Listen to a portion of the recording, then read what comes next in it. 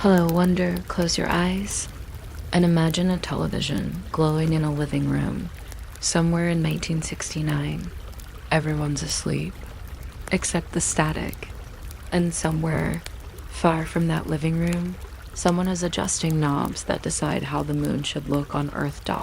This is not the story of astronauts. Or rockets. This is the quiet history behind the broadcast. The one that helped Earth see space. You are listening to Velvet Conspiracies for Sleep, and tonight we trace the forgotten tape path of the moon landing, asterisk the hum inside Building 44's. Telemetry vault never rose above the softness of a refrigerator coil, yet technicians came to measure their shifts by its steady purr, the way others count by ticking clocks. It was late February 1969, months before Apollo 11 would shoulder its famous launch. And somewhere in the warren of corridors at NASA's Manned Spacecraft Center, a small crew devoted evenings to nothing louder than the sliding of cardboard boxes on polished concrete.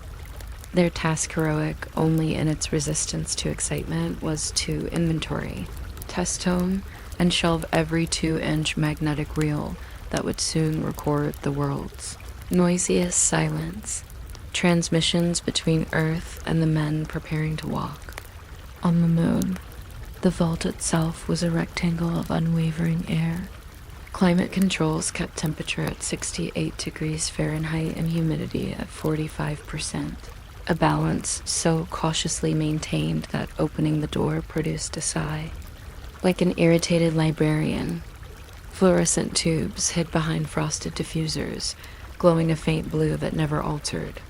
Rows of metal shelving marched in straight columns, each shelf holding precisely 14 reels spaced by cork wedges. The wedges cut from surplus spacecraft. Flotation cork smelled faintly of toasted pine when the lights first warmed in the evening and cooled again by dawn.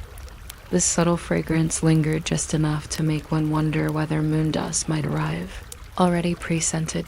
James Jim Moreland, junior telemetry archivist, started his shift by hanging a clipboard on shelf A01. He always began in the southeast corner because that side, he claimed, respected alphabetical order more politely.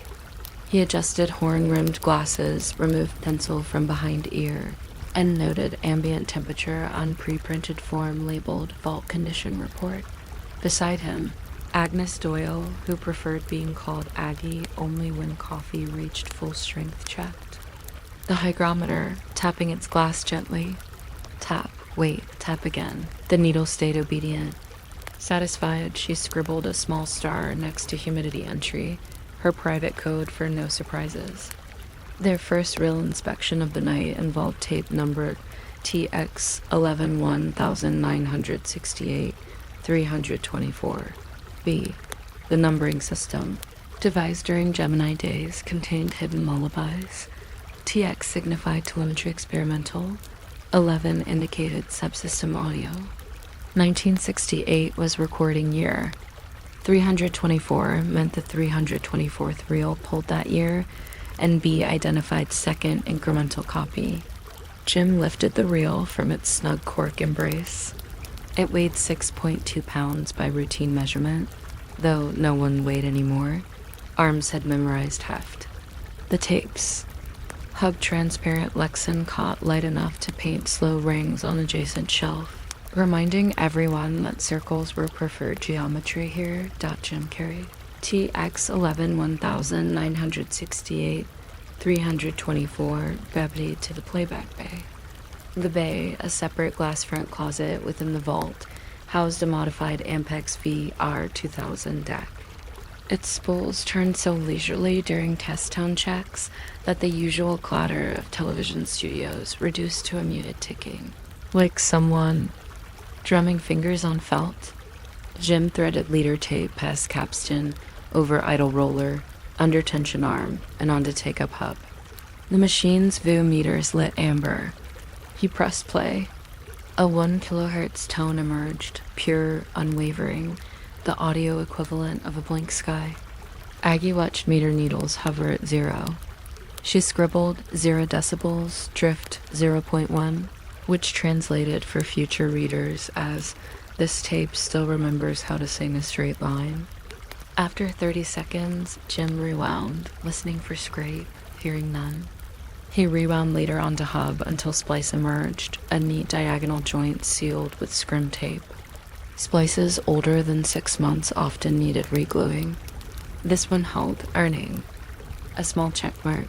They returned reel to shelf, cork wedges squeezing lightly, then progressed to TX11 1968 325, repeating threading, listening, logging. The motion ingrained itself into muscle lullaby. Lift, cradle, carry, thread, listen, rewind, note, replace. Conversation anchored itself to details just interesting enough to keep eyelids polite, but never daring enough to raise heartbeats. Aggie might remark, "Tape oxide looks smug tonight," to which Jim would respond, "Smug oxide tends to behave." Occasionally, they laughed, but only if laughter could fit between shelf columns without disturbing air. Mid-shift break occurred at 1 o'clock. They left vault, door whooshing shut, and entered break room where a percolator battled valiantly against institutional chicory. Cups warmed palms. Conversation drifted to how Houston's humidity outranked vault humidity by gleeful margins. Through a small window, they saw launch operations on closed-circuit monitor, technicians in bunny suits calibrating inertial guidance. Platforms. The screen's silent flicker felt louder than their actual workplace soundscape. They returned gratefully to the hush dot back inside. They inspected empty liter cans, cylindrical metal containers housing unused liter tape lengths. Liter tape, pale white mylar with no oxide coating, separated data sections on master reels. Jim measured remaining liter stock with cloth tape measure faded to pastel. 10 feet exactly. They noted reorder threshold at 5. Next, they checked silica gel packets inserted behind shelves. Each packet sported cobalt-treated beads shifting from blue to pink when saturated. Aggie held packet to light. Beads looked undecided lavender, perhaps, so she logged, replaced by October 69. She swapped packet into disposal box labeled exhale. An hour before dawn. They tallied progress. 12 reels inspected, 4 liter cans measured, 9 silica. Packets evaluated. That left 862 reels unverified before Apollo 11 launch. A number neither alarming nor urgent, merely a series of nights waiting to become routine. Jim closed clipboard, replaced pencil behind ear, and dimmed playback bay lights. Aggie adjusted shelf. One's humidity started bold outline, hinting increased confidence. They exited vault, letting door seal with soft sigh. Outside, air felt. Warmer, less conditioned, but not yet oppressive. Birds hadn't considered chirping. The world still borrowed telemetry vault's hush. Jim locked door, clipping key to lanyard. They walked corridor lined with sound-absorbing panels tinted lunar gray. Footsteps muffled further by well-waxed floor that smelled faintly of lemon. If your breathing mirrors their routine now. Imagine lifting each mental reel from shelf, verifying it emits only the purest, flattest tone, then sliding it back into comforting order. No urgent chatter, no dramatic countdown, only the steady inventory of details that must be correct, so that larger stories can unfold without snag. Let thoughts settle at 68 degrees Fahrenheit, 45% humidity, cataloged with cork wedges. Preventing drift. Splices hold, oxide stays smug, liter length remains wholesome. Tape loops on itself gently, forwarding dream content at 7.5 inches per second, slow enough for sleep to synchronize head movement with real rotation. When you hear the 1 kilohertz tone flatten to silence, that's just Aggie pressing stop, rewinding for next inspection. Your mind may follow, rewinding day's chatter until liter tape appears blank. Peaceful, ready for tomorrow's recording, but happy to rest tonight, humming only the lull of machinery content. With its own monotony. Everyone remembers where they were when they saw a man on the moon, but no one remembers who made the picture clear enough to believe, before the launch, before the cheers. There were cables on dusty floors, antennas pointed at nothing, and men who drank bitter coffee, waiting for a signal from nowhere. Velvet Conspiracies for Sleep, we settle into the story of the Earth stations, where time zones blurred and screens blinked in silence, hoping the moon would speak back. Asterisk.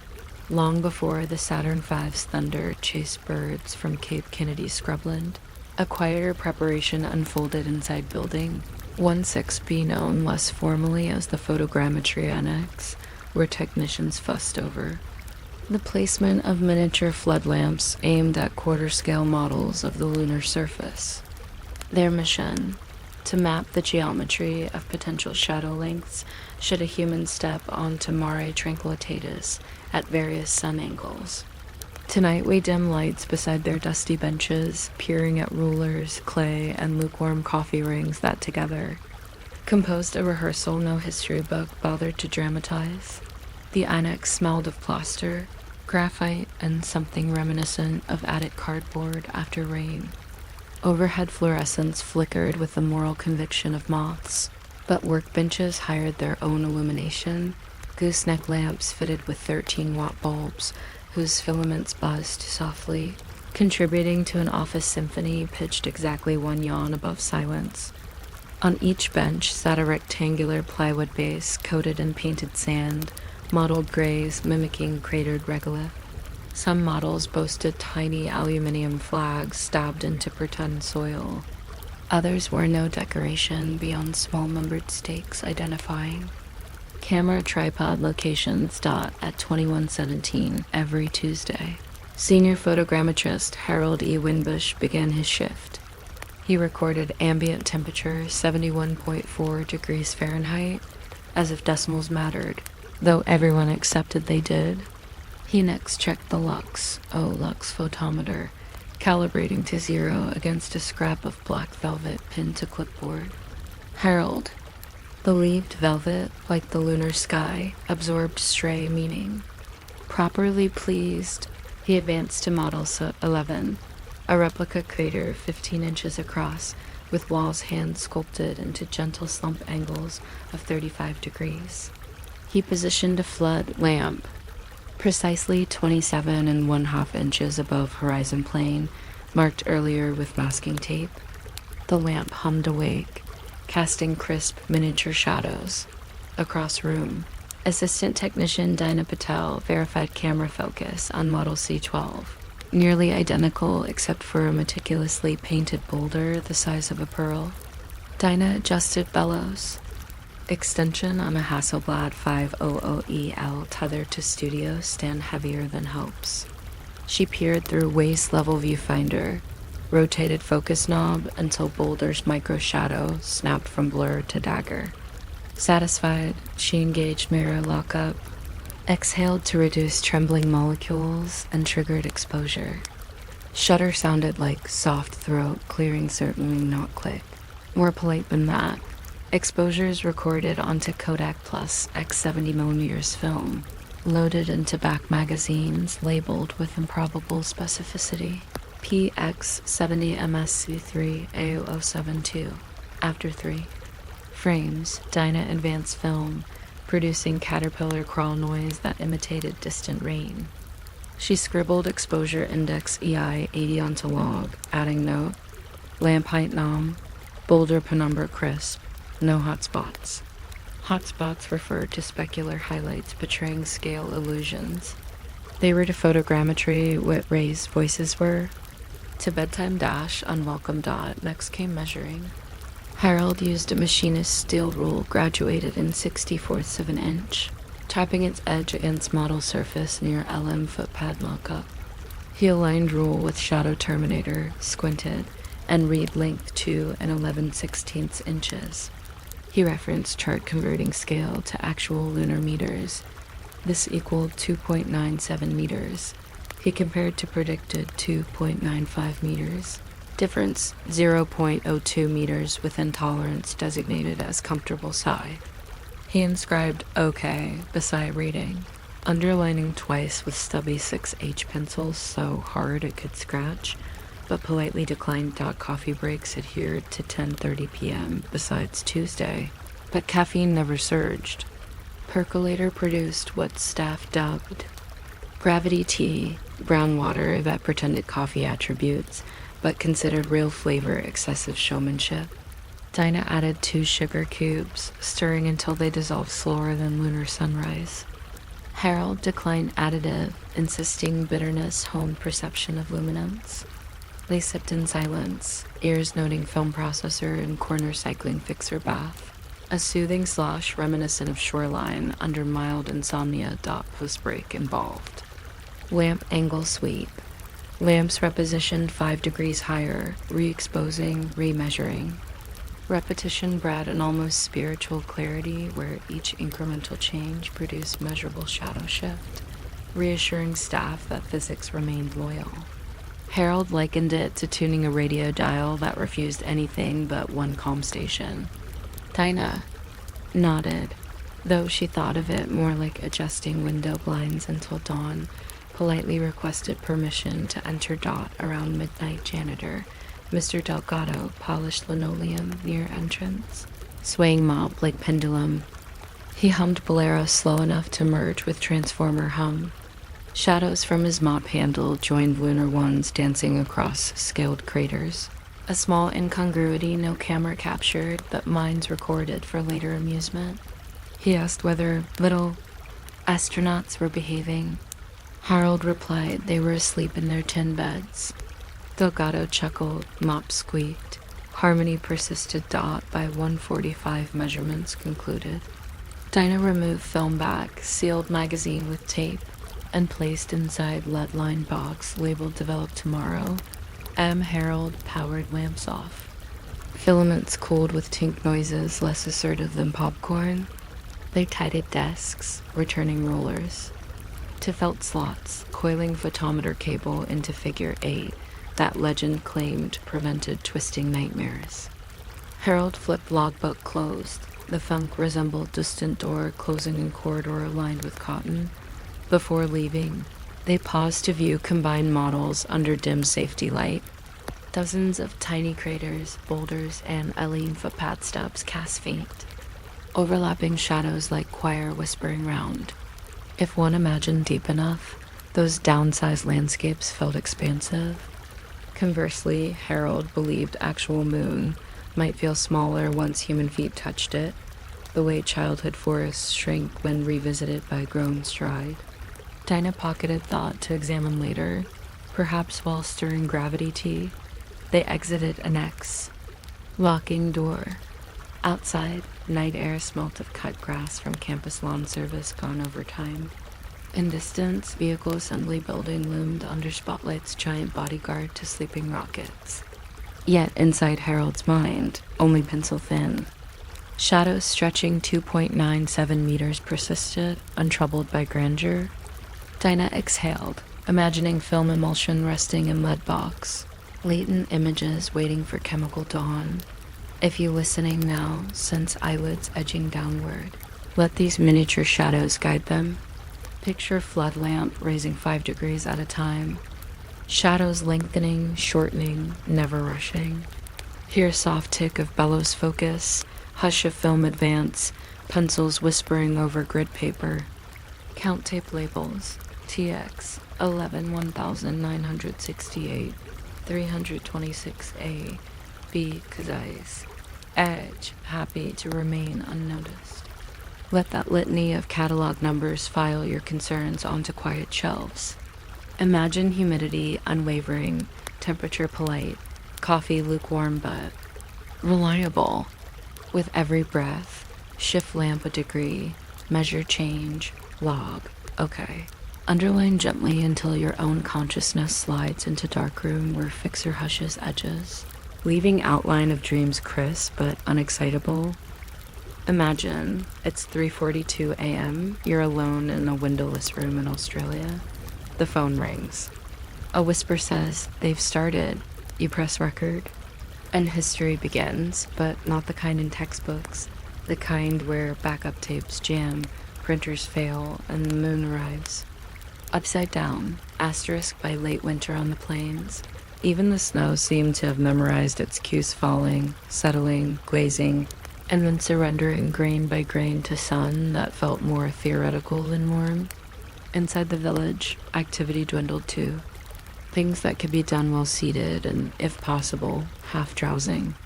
Chief among these pursuits was beadwork, a steady dance of glass against sinew that produced no clangs, no rush, only a soft tap each time a needle nose nudged another. Bead into place. The men responsible for hunting called the pastime a women's winter drum, beating time in colors rather than sound. Tonight we take our place beside that quiet percussion, listening not for stories of conquest, but for debates over whether sky blue should sit next to greasewood green, or if perhaps the two required a border the width of one sigh. The camp possessed 7 small tins of beads purchased over several trading seasons from steamboat merchants on the Missouri. Each tin, once home to coal oil, now held sunsets worth of color: chalk, white, dusk purple, prairie grass yellow, and of course the sky blue that stirred discussion. When Blue Blanket lifted the lid of the blue tin, the beads released a hush like sand shifting inside an hourglass. Only nobody here checked time. That way, they checked it by how long the stew took to thicken or how deeply a pine knot glowed in the lodge fire. Tonight, Blue Blanket hovered her fingertips above the beads, as if warming them before she began sorting into tiny shell bowls, arranged in a semicircle around her work hive. Still learning, the boy whose shirt had been mended with such patience, weeks earlier knelt across from her, eager to graduate from threader to actual stitcher. He wanted to prove his hands could hold, still long enough for pattern logic to unfurl across the leather strips destined for a new pipe bag. Blue Blanket slid one bowl toward him, filled only with bone white to keep the palette simple. She explained that straight lines thrive on repetition. Straight color can confuse a line into meandering. Still learning nodded as though absorbing scripture, though half his mind wondered whether meandering lines perhaps simply enjoyed being confused. Meanwhile, Tall Elk and Short Cloud sat outer circle, their primary duty to maintain the lodge's low fire. Each adjusted a log now and then, but mostly watched bead layout with an interest that masked their drowsiness. Short Cloud occasionally exhaled through pursed lips to make the flame lean, left, then right, improvising a breeze that made shadows walk across beads in slow parades. Tall Elk noticed how the flicker changed bead hue. Sky blue darkened toward lake deep. White became honeyed cream. He mentioned this not as wisdom, but as idle weather talk for interiors. Blue Blanket murmured agreement, reflecting that color. Is a story told by light? And both storytellers kept changing dialect. Across camp and a neighboring lodge, Slowstone devoted similar attention to his own winter craft, weaving an elk-hide lariat for summer horse catching. His thongs stretched on a frame near the smoke hole, twisting slowly under a stone weight that persuaded fibers to remember togetherness. The lariat's cadence echoed beadwork. You could almost sync the squeak of stretched hide with the tap of threaded bead. At one point, a spark landed on the hide frame, threatening to scorch, but Slowstone pinched it out with bare fingers and a humorless smile. As though rescuing an idea from excessive punctuation, back in Blue Blanket's lodge, the question of color adjacency escalated to mild levity. Some favored the tonal step of white, blue, white, like daytime punctuated by clouds. Others flirted with the daring of blue, green, yellow, recalling patchy spring hillsides forbidden by present. Snow. A compromise came from Tall Elk, whose role rarely included color commentary. Alternate pairs of blue and white, separated every sixth bead by a single greasewood green.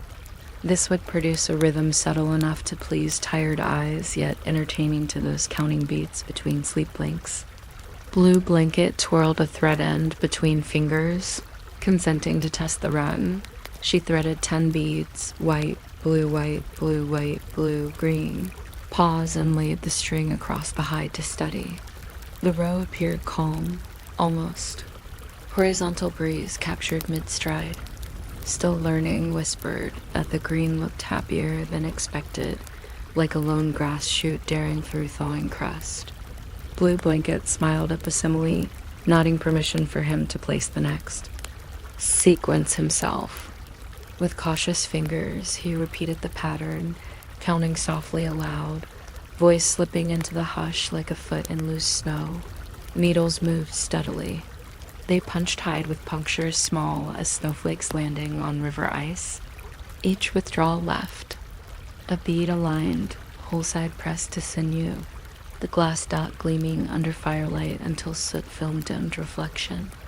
Hours passed in this way so quietly that when the log cracked, everyone startled as if a drum signaled battle. They paused. Tall Elk insisted the log's voice merely asked to turn over, revealing unburned promise beneath ashy disguise. He obliged, using 2 sticks rather than bare hands, showing the log courtesy seldom offered to politics. Conversation drifted to trade memories, how a French trader once claimed red beads, traveled further than blue because red youthfully obeyed. Adventure. Short Cloud countered that travel length depends solely on crate sturdiness. Their disagreement lasted 3 sentences, ending in amused eyebrow lifts. Nobody bothered recording who spoke last. The beads themselves would keep score in lines up. Color once the bag adorned some young man's belt at next summer's gathering. Perhaps by then the pattern would hold stories about tonight's log crack, though only those present might read the subtext. A breath of wind slithered through the smoke hole, carrying outside noises inward, horses snuffling in drift, ice settling, where river water slowed.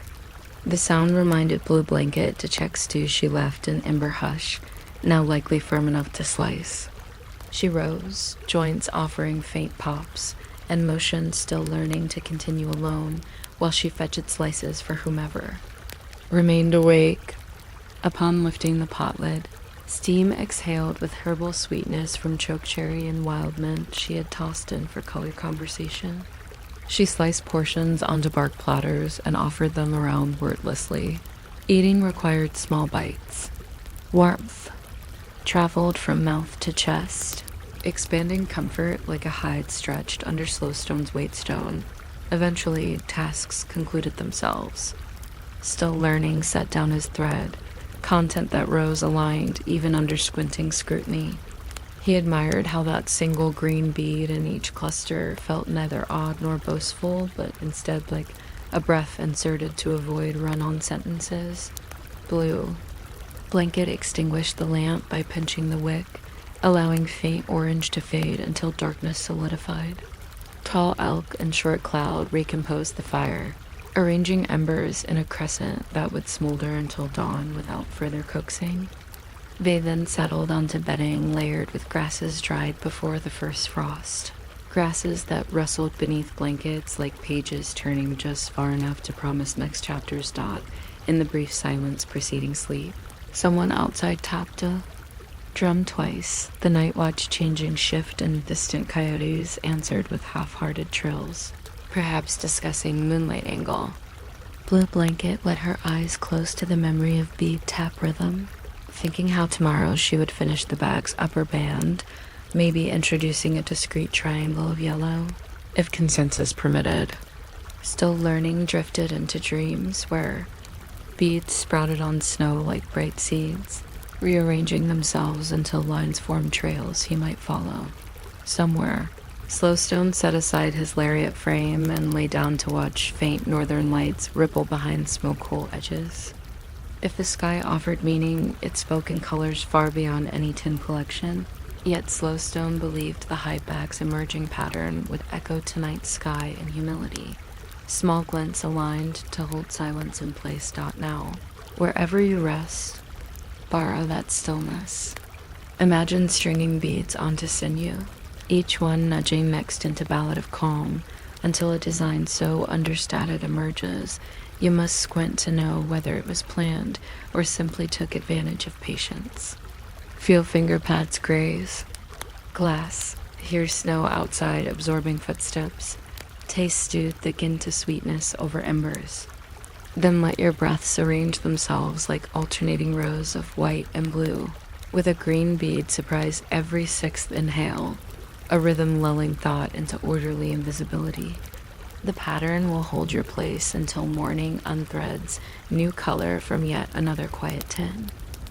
Before a single boot touched lunar dust, 3 engineers worked in silence, not with rockets, but with brightness knobs, screen dials, and coffee that tasted like Tang Dot. Their mission wasn't to go to the moon, but to make the moon visible.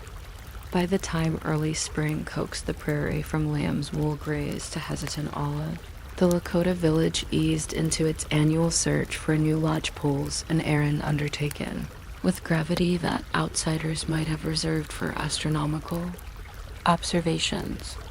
Lodge poles, after all, were the unadvertised backbone of camp life, the silent ribs that kept hides taut, smoke holes circular, and stories gathered beneath waterproof geometry. This episode concerns that understated chore-wandering riverbanks. To test young willows and slender cottonwood saplings, deciding which ones possess the patient straightness required to shoulder a roof through wind, rain, and those special summer afternoons when sunlight appears determined to melt. Horizon lines. The selection team consisted not of chiefs or celebrated warriors, but of 2 middle-aged women. Willow Woman and Curved Arm, accompanied by Tall Elk, for his aptitude at carrying bundles with minimal complaint.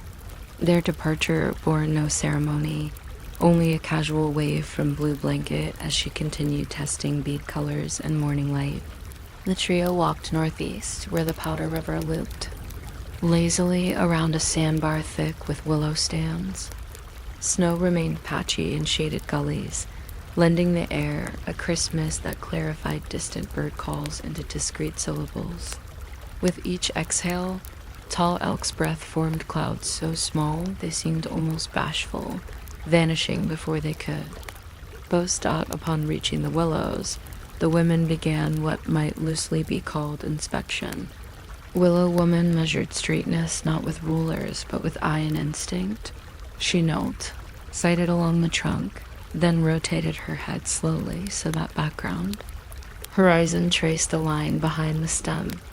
If Horizon deviated by more than a finger's width, the sapling failed the test. Curved Arm echoed the process, though she paid equal attention to branch nodes, preferring poles that sprouted few side shoots less work later when desnagging. Hide interiors. Tall Elk's role at this stage was simply to observe and occasionally lift a sapling by its tip to gauge weight. Lifting produced a faint squeak of bark against mittens, a sound he pretended indicated the sapling's willingness. To collaborate, they marked candidates by tying a tuft of horsehair near the base pale strands from winter coats. Brushed the ponies that morning. The hair fluttered in breeze, signaling reservation for later cutting. Progress unfolded at the pace of melting icicles, deliberate, rarely linear. Sometimes the women paused to discuss how last year's poles had weathered. One had sagged at midsummer under the additional load of trophies hanging inside. Another had remained so rigid during a windstorm that the adjoining hide panel split rather than flex. These case studies, delivered in soft conversational hums, guided current choices more than any formal doctrine. When afternoon sun angled enough to warm willow catkins into fuzz, the trio began felling. Curved Arm handled the exit tool borrowed from Slow Stone, its handle wrapped in rawhide for grip.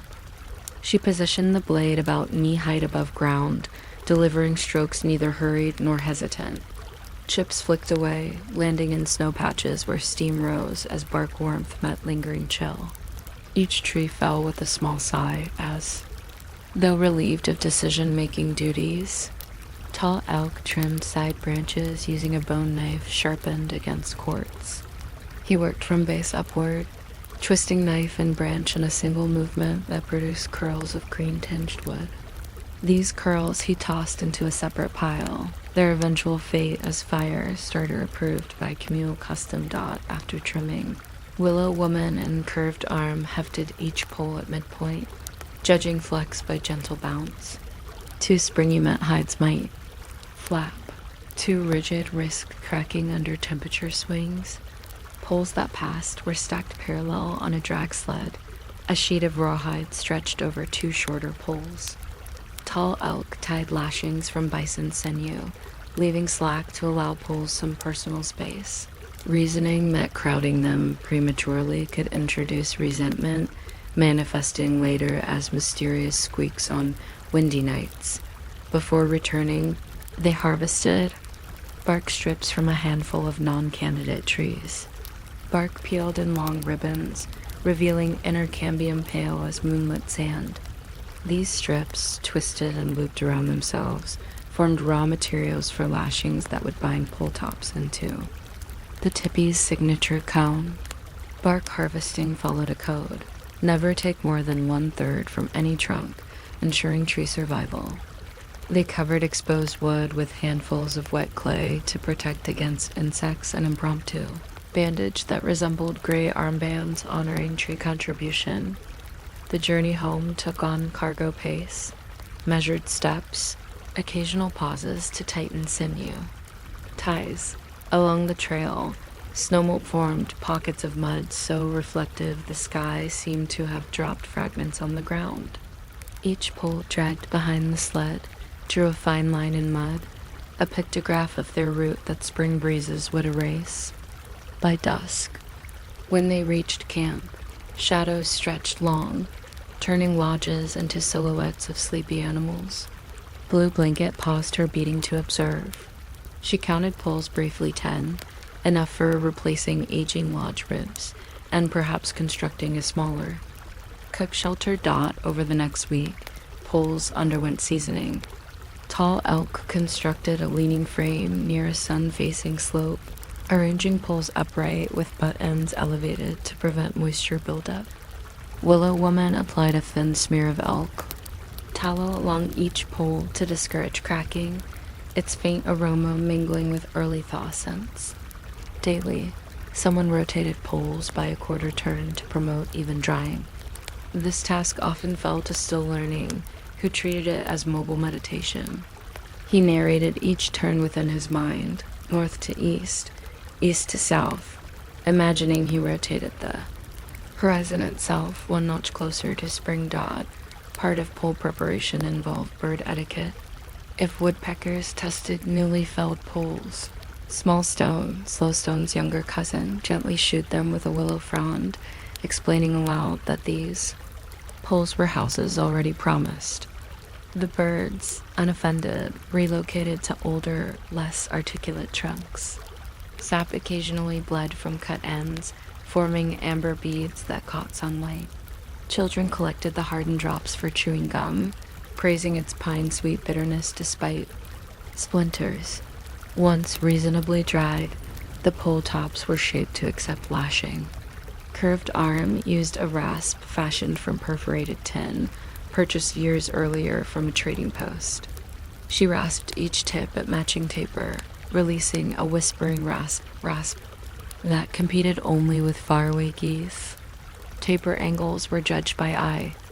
Tradition suggested a slope reminiscent of Snowdrift Edge, shallow enough for hide to drape without pooling rain, yet sharp enough for smoke flat poles to nest comfortably. When tapers across all poles aligned, Willow Woman nodded a cue too. Prepare lashings. Lashings required bark strips soaked overnight in warm water, mixed with a handful of wood ash to increase pliability. The next day, strips emerged silky and cooperative. Tall Elk, his hands steadier than weather, climbed a stepladder made from last year's scrap poles and began arranging the circle on packed earth. One by one, new poles tilted into formation, their butt ends guided into charred outlines marking original footprint. Atop, bark strips looped around, crossing like quiet braids. Each knot received a twist, then a tuck. nothing dramatic. The entire re-ribbing took until mid-afternoon, culminating in a slow walk around, during which Willow Woman pressed her palm against each pole, checking for hidden rebellion. Satisfied, she laid a single bead at the base of the sun-facing Polo leftover sky blue, nodding at last winter's debate, and whispered thanks. Hide panels came next, lifted in sections and attached with bone pins. The panels surrendered winter stiffness after a quick steam bath from boiling river water poured onto heated rocks inside an upturned kettle. Steam soft to hides enough to unroll gracefully rather than crackle. As the cover settled over frame, pockets of warm air brushed cheeks of those working, promising that once smoke rose through the crease, the lodge interior would feel less like memory of snow and more like promise of grass. That evening, the village gathered for first fire inside the refreshed lodge. Blue blankets sprinkled cedar needles onto flames, releasing fragrance reminiscent of high mountain passes few here had walked. Slowstone brought his newly finished lariat, hanging it from a peg so heat might complete final curing. Still learning, admired how his bead pattern on the pipe bag echoed subtle greens of emerging willows, discovering harmony he hadn't plotted but welcomed. Curved arm poured stone-cooled tea into small horn cups, passing them around. She remarked, almost to herself, that the willow wall constructed by children still stood, now with meltwater channels carved through, resembling maps yet to be drawn. Tall elk sipped tea and concurred that water, like poles, chooses its curve. Given patience, Willow Woman leaned against a new pole, feeling its pulse of retained sun warmth and concluding it would serve through many storms. Outside, geese stitched the dusk with uneven lines, migrants trusting the plains to ease into spring. Their calls threaded through smoke hole, weaving with cedar scent into fabric of near silence. Shadows deepened, lodge cover now a single breathing membrane hummed by wind. If one could place an ear to the new poles, perhaps faint sap sounds would echo the hush of beads sliding, rasp whispers, and bark/tiny archives of all unhurried tasks. Allow that hush to drizzle now over your thoughts. Imagine selecting willow among countless stems, measuring straightness against horizon, marking with horsehair tuft, leaving it for sunlight and obligation to negotiate. Feel the gentle drag of poles across snow-mud mix, the rasp shaping tapers, the loop of bark soaked pliant. Hear cedar needle crackle, tea pour, geese talk. Breathe these sequences in the order they occurred or rearrange them, no pole will protest rearrangement, no bead will roll off pattern. Let each step settle poles in your own house of rest, until interior scaffolding holds dreams exactly tall enough to welcome smoke trails of silence drifting upward into whatever night sky you choose to keep. What if the moon landing had no image? No glow, no vigor, no ladder, just silence. In Houston, they called it video acquisition. But in the basement rooms of Australia, it was called miracle work, *, with the prairie grasses greening deeper each day in meadowlark song, stitching fresh seams into the wind. The village turned its quiet attention to footwear specifically, the slow revival of moccasins whose soles had thinned during winter's long trudge between firewood piles and snow-cut wells. Moccasin renewal was not an emergency, only an inevitable ritual like spring thaw, or the first cautious unpacking of pounded choke cherries. Tonight we tiptoe into that ritual, minding every scrape of bone scraper and puff of hide dust until the act of making new solace feels indistinguishable from the act of drifting toward sleep. The process began with hide selection, and selection began with a stroll to the drying rack where autumn's deer hides had hung all winter, stiffening into pale amber sails. Willow Woman acted as chooser, her criteria invisible to novices, yet apparent to anyone fluent in leather's language.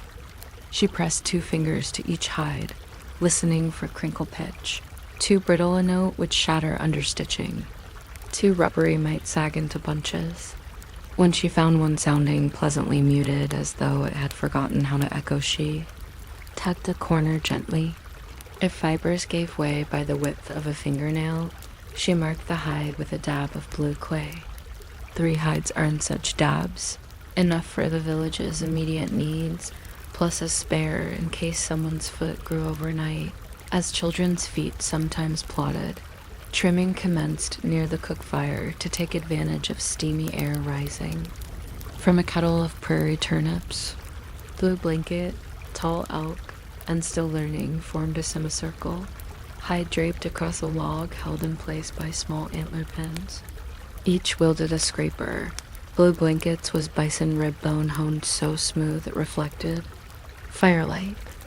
Tall Elk used a trade steel blade with horn haft, and Still Learning tested a new scraper carved from elk cannon bone, edges serrated by impatience.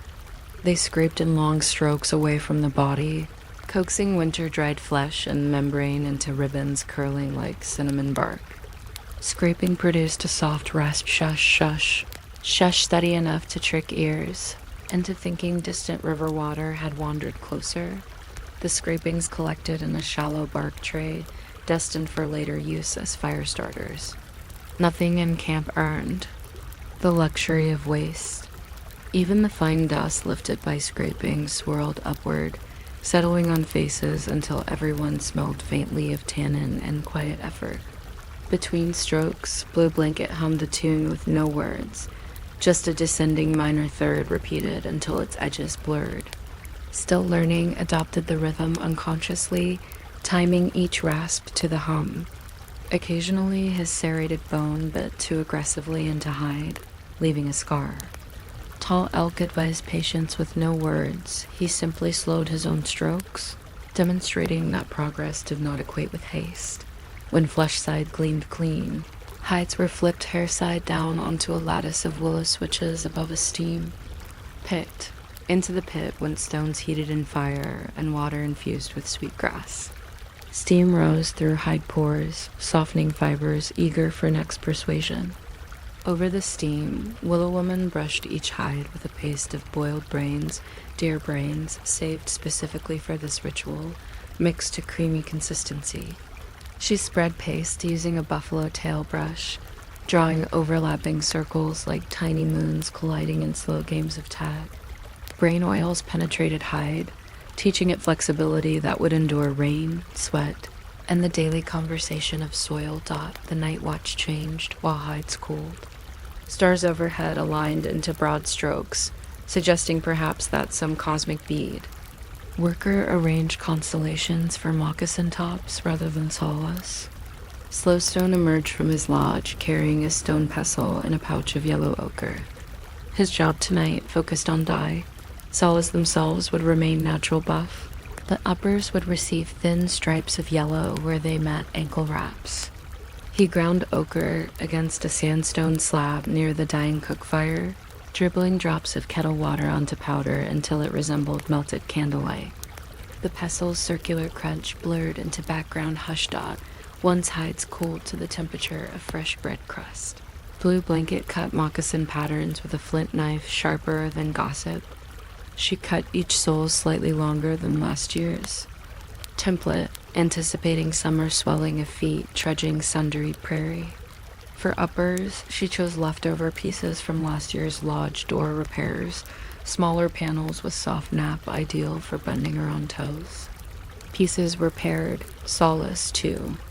Uppers, then queued along a rawhide thong like laundry pinned against time. The queue looked almost ceremonial, hides fluttering under lodge fire breeze, though the only audience consisted of a sleepy dog and Tall Elk counting pairs.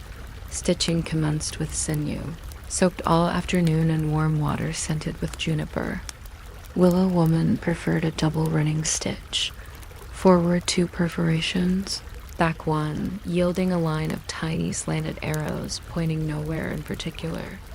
She pierced holes using an awl tipped with sharpened deer toe bone, twisting gently to avoid tearing fibers. Still Learning practiced alongside, his holes wandering like an uncertain path on fresh snow.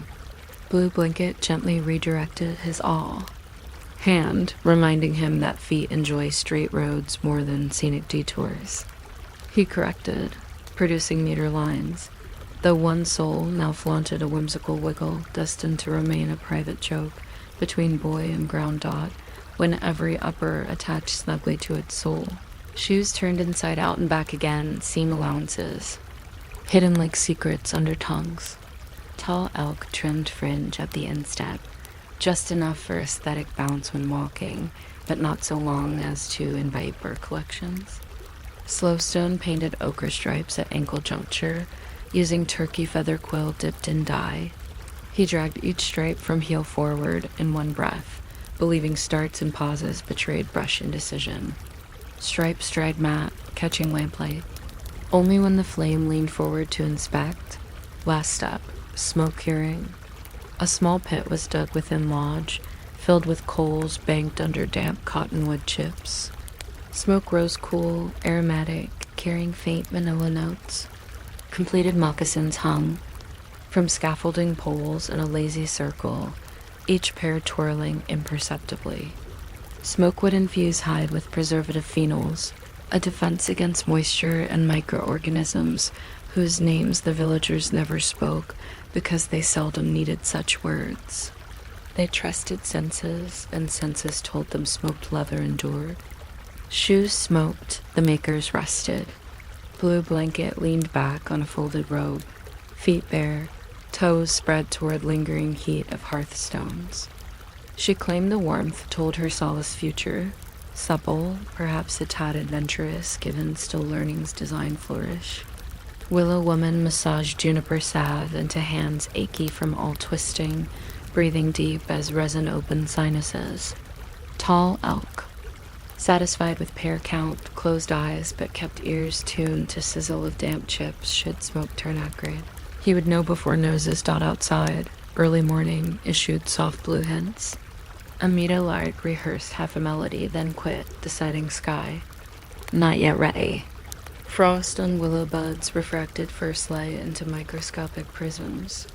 Horses shifted weight, testing stockings of damp earth now thawing. Inside lodge, smoke thinning signaled curing nearly complete. Willow woman rose, tapped moccasin toes with fingertip. They offered muted drum talk, indicating readiness. She unhooked. Each pair stacked them by height of intended wearer, smallest atop to avoid weight wrinkle dot distribution occurred after first real sunrise. Children emerged from lodges rubbing eyes. Adults received pairs with nods rather than gratitude speeches, because part of gratitude lay in remembering to reciprocate later with duties of their own. Still learning laced his pair, noticing wiggle seam, and walked a test circle around fire. The wiggle produced no discomfort, if anything. It tickled Arch like a whispered joke. Tall elk pulled on his pair, his stripes lined precisely with ankle bone, a private alignment he never mentioned but counted lucky. Blue Blanket placed leftover hide scraps in a round, basket material for baby moccasins should the summer bring. Surprises. She folded the basket lid, hoping the scraps might dream of future feet in their dark leather-scented nest. Slowstone cleaned dye brush with handful snow, watching pale yellow melt into ground, leaving faint sunrise stain and crust dot as camp stirred. The dog whose watch included moccasin cues did, stretched spine into perfect arc, and sniffed each new sole approvingly. Somewhere upwind, windmill milkweed rattled last year's pods with seeds already flown. The air smelled of damp gargrass and cedar soot lingering from smoke pit. Steps across camp now sounded softer, leather caressing thawed soil and hush repeating. Makers hum. Imagine now those early strides. New hide bending along map of footprints predetermined yet open to revision. Hear faint squeak of sinew threads adjusting under weight, the soft tattoo of feet against forgiving earth. Let these sounds replace ticking clocks or distant traffic until your thoughts wear new moccasins too. Soul is so supple they absorb every worry stone in the path. Walk them once around the fire of your memory, then settle, smoke-cured, striped with ochre dreams, ready to carry you nowhere urgently at all. At the exact moment the moon broadcast began, a monitor in Australia flickered black. This was not an error.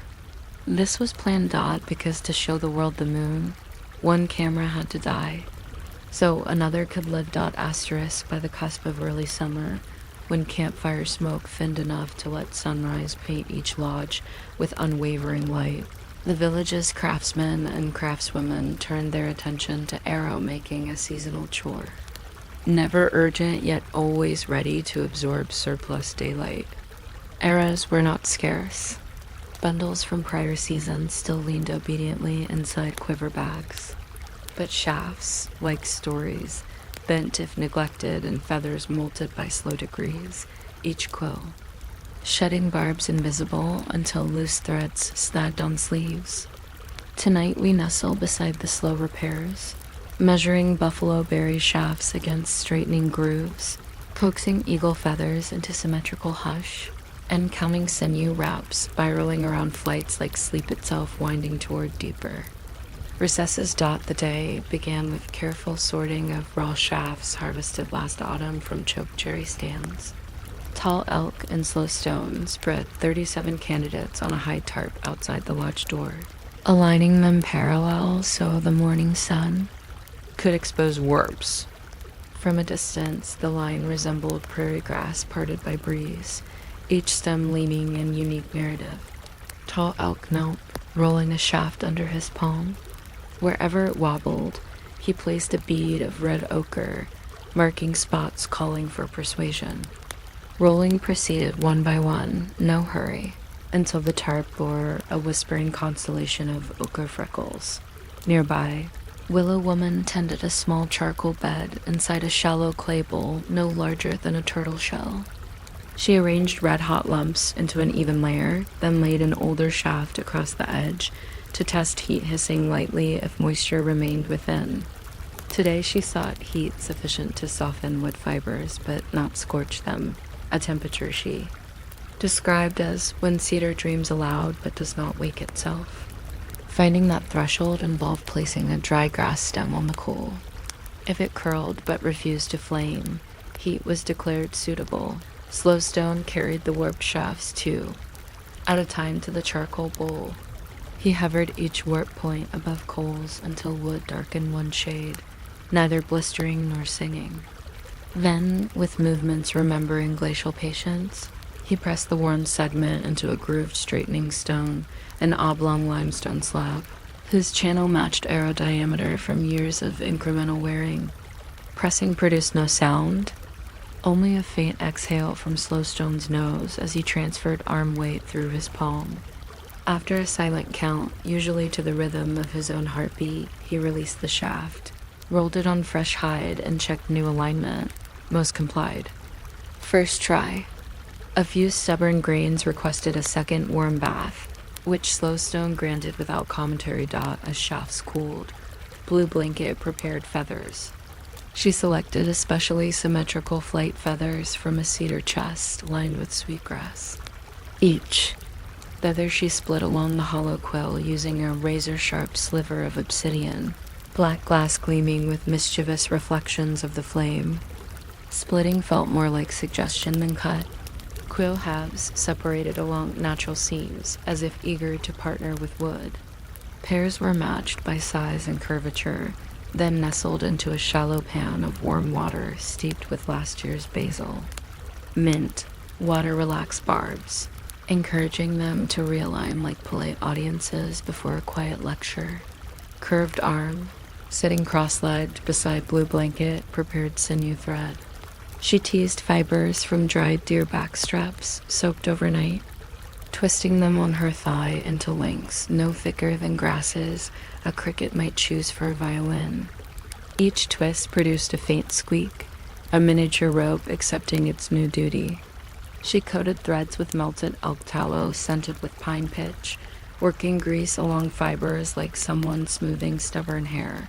Threads coiled in a jade-colored pottery cup, waiting their turn to tether feather to shaft dot when shafts cooled. Tall elk cut self knocks into each butt end. Using a file of ironstone, he carved a slit wide enough to cradle bowstring but narrow enough to guard against accidental slip. He rotated the shaft while filing, ensuring symmetrical jaws. Filing emitted a sound like distant cicadas warming up, though none yet buzzed this far into the season. After each cut, he tested with a bowstring loop, pulling gently until the string hummed once. Then still dot, now came assembly. Slowstone seated himself between piles of shafts, feathers, and sinew. He placed a shaft across his lap, aligning two feather halves equidistant around circumference, then wrapped a base with sinew, spiraling forward in figure 8 pattern.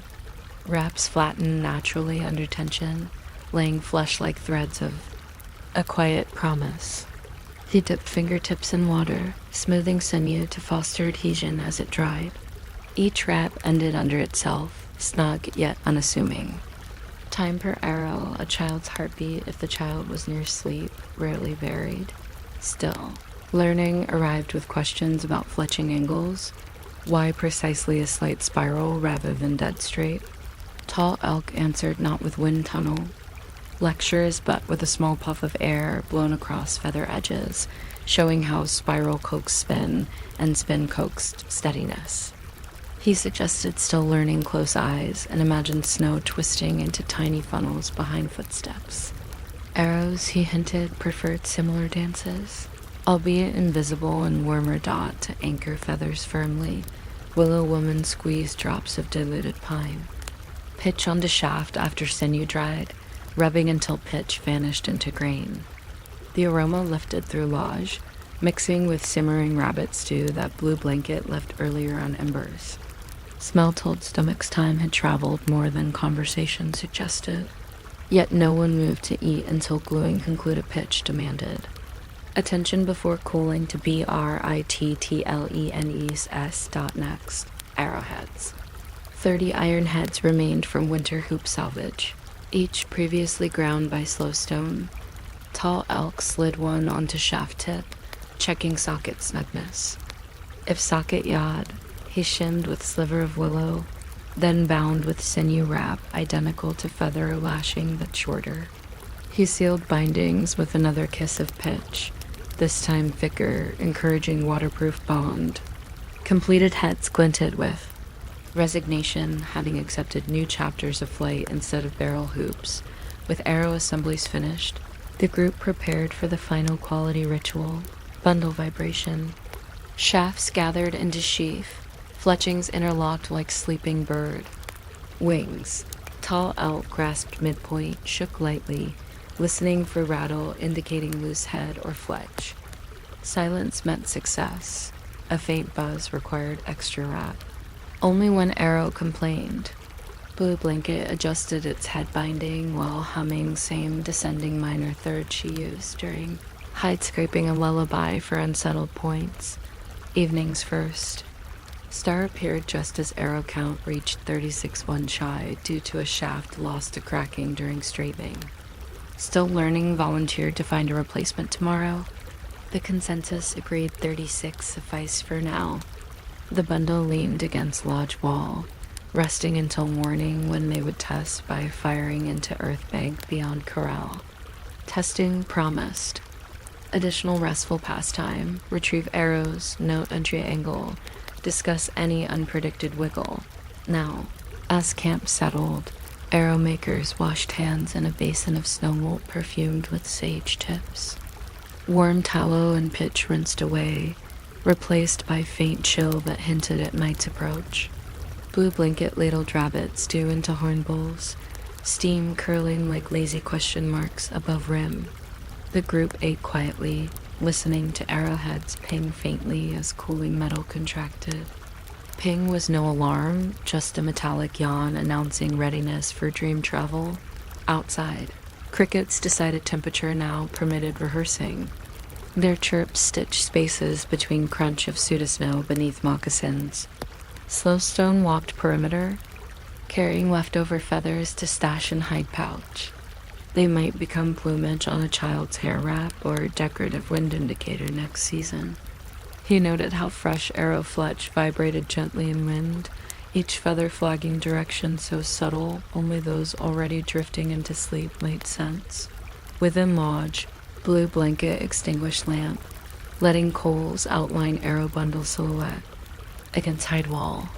In darkness, the shafts resembled slender trees grown overnight, miniature forests promising shade to dreams. Tall elk lay on row, smoothing palm over quiver woven years earlier from willow bark. He imagined tomorrow's test. Flight, arrows spinning into loam, burying iron noses just deep enough to taste earth, then waiting for a retrieval.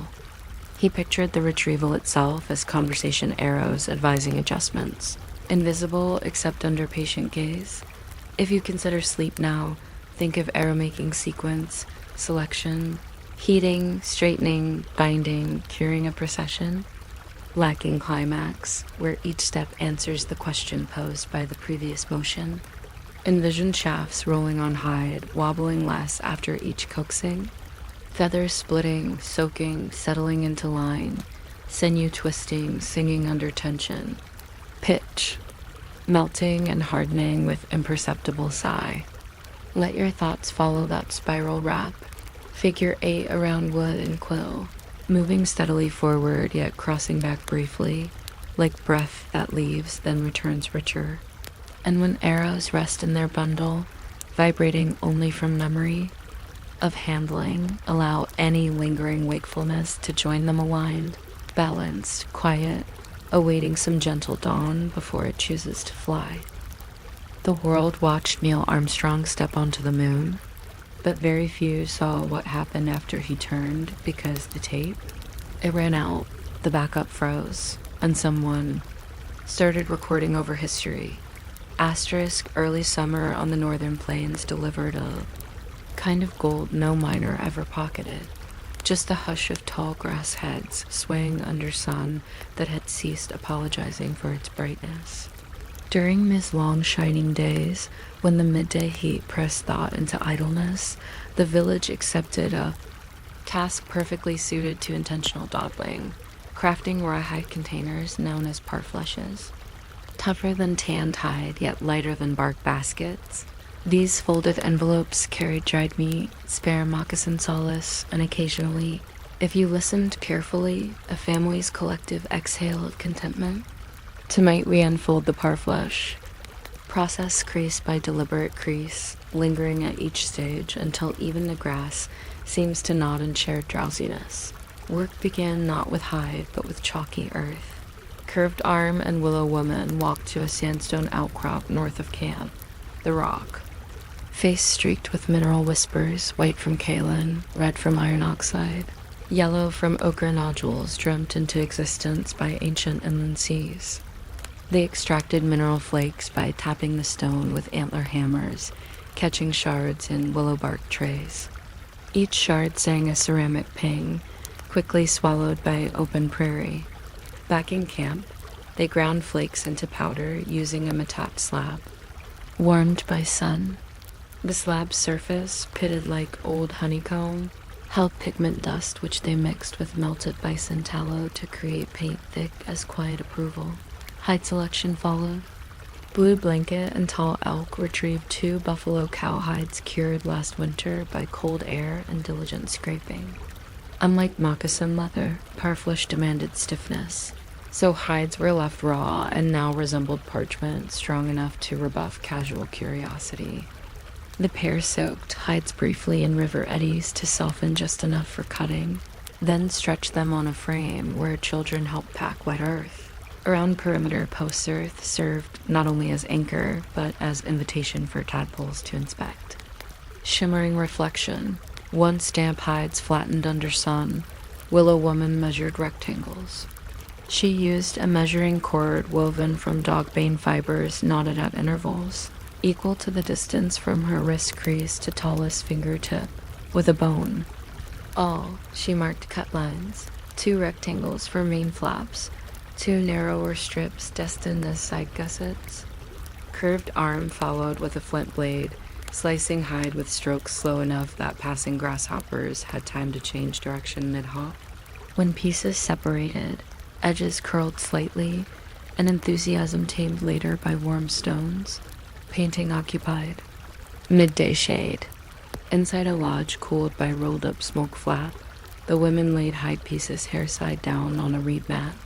Using chewed willow twigs as brushes, they applied yellow triangles along what would become the outer fold, cornfield green, diamonds at corners, and a river road red zigzag tracing the center line. Still learning, assisted by grinding extra yellow when supply dipped. He marveled at how pigment darkened as tallow cooled, like dusk trickling over hills. Each stroke required waiting until the previous line lost its shine. Impatience risked. Smearing that might reroute river road motif into unintended meander. While paint set, slow stone heated river smoothed pebbles and coals. He wrapped each in damp sage, then pressed the warm bundle along curling edges, coaxing hide to flatten and accepting sage steam as bonus room perfume. The stones hissed softly every time wet sage encountered rawhide, a conversation few understood. Yet everyone trusted. Even tall elk, half dozing by the door, turned his head to listen as though deciphering gossip about wind speed. Assembly began once color dulled to matte and hide stiffened again. Each rectangle folded into an envelope. Shape. Bottom third creased upward, sides overlaid.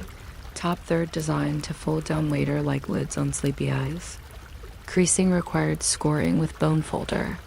Willow woman dragged the tool along intended fold lines, applying steady pressure until fibers learned compliance. She lifted one piece. It folded as predicted, producing a satisfying puff as trapped air fled dot-side gussets attached next. Blue blanket punched tiny holes along gusset edges, using an awl-tip heated in ember, sealing fibers against tear. She threaded elk sinew lace through holes in double loop, leaving exterior stitches neat as winter count symbols. Every few holes, she paused to stretch sinew gently, allowing it to shrink during drying and tighten seam without further supervision. At one pause, she remarked that sinew behaves like some stories loose when fresh, gripping later when listeners recall details. Lids required closures. From last year's horsetail trimming, curved arms selected strands, twisted them into slender cords, and coated with leftover tallow. She cut slits in lid center lines and looped cord ends through, securing with square knots. Matching slots on body flaps received opposing cords. When tied, cords crossed to form X shapes mimicking dragonfly wings. Children observing insisted. Dragonflies would envy such immobility. Testing followed at dusk. Tall elk placed a handful of river stones into one parfleche, tied cords, then shook vigorously. Stones rattled, but flaps held. He untied cords, no stretch evident.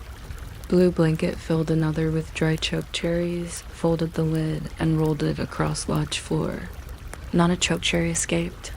Satisfied, they emptied seeds and stones, leaving interior scented faintly of mineral and berry anticipation. That evening, a communal meal celebrated parfleche completion pounded jerked meat mixed with melted tallow and crushed choke cherries. Portions destined to inhabit new containers for hunting trips. Still learning, ladled the mixture onto hide squares that Blue Blanket folded into small trial packets resembling culinary practice dolls. Slowstone sealed packet seams with a smear of marrow, remarking they looked like earth-tone river turtles. Laughter moved through lodge like warm draft slow, even refusing to startle the fire. Night settled, stars flicked on. Finished parfleches leaned against lodge wall, faces gleaming faint under ember glow. Their geometric paints seemed to rearrange themselves as light shifted, red zigzags tracing imagined thunder without rumble, green diamonds nodding at grass grown tall, yellow triangles pointing toward horizons only dreams might cross tonight. Children. curled into blankets, listening to muffled bump whenever someone nudged a parfleche full of supplies. The bump assured them nourishment waited tomorrow. Security makes fine lullaby. Tall elk stroked one container's smooth lid, feeling paint texture under calloused thumb, the tactile memory of midday warmth locked inside pattern. He permitted. Eyelids to weigh down, seeing in mind how parfleches would ride across saddle frames, swaying like gentle thought as ponies tread sunrise. Let that sway find you now. Picture rawhide stiff but willing, worming over sage-wrapped stones, bending to your quiet command. Imagine pigment powders becoming slow rivers of color across hide plains, sinew threads sliding through tiny ember-sealed holes, cords crossing into tranquil dragonfly rests. Every fold, every tie, performed with care that elongates seconds until they blur. Breathe along that timeline. Inhale as paint meets hide. Exhale as fold line accepts its destiny. Continue until your own internal.